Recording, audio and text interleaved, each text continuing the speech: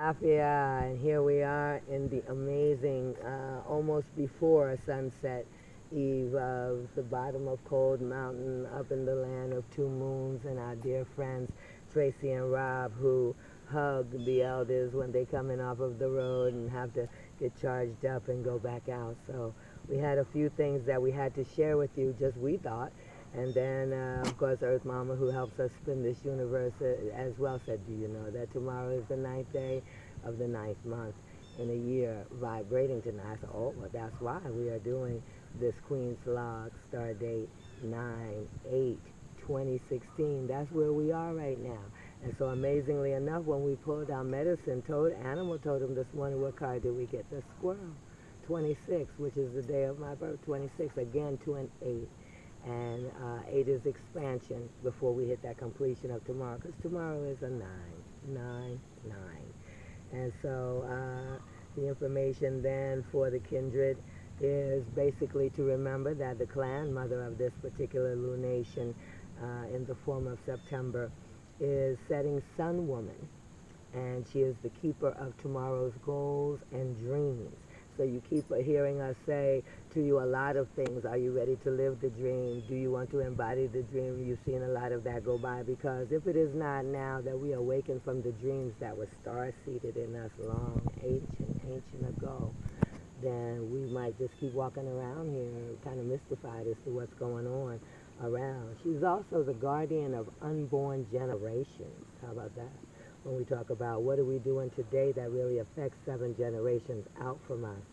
And so she sits at the gate of the west, of course, where we're approaching the fall of the season, where the color that she has embraced is, of course, green for our will.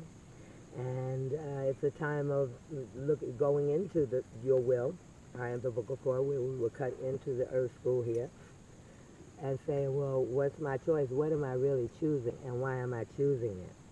This grandmother teaches us how to live with the truth. If we will examine or even have the inner tracking, tools of inner tracking, to have the conversations with ourselves about what are we choosing and why. And so in this place between sunrise and the people's twilight going into the west, the west is sometimes called the going within place, the cave of the bear, introspection, our dream time.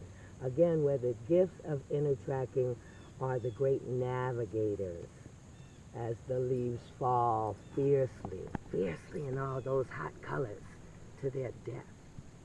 The time when death and composting and how it goes under the earth into the regeneration of the winter so that it can be, of course, reborn in the spring. We got all that to tuck in, and I say we dance it out in a full celebration of one another, coming up on the fall equinox at 4 Tribes for Peace.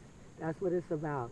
And you can be a part of it in so many ways, just uplifting your soul in so many ways, whether you're sitting where you are making peace flags or symbols of your own family lineage, whether you send it to us in an envelope in the mail if you can't come. But we spent all day yesterday figuring out, you know, those old church picnic buses, how people was coming with one another and car sharing. And so it's all happening. Trust this.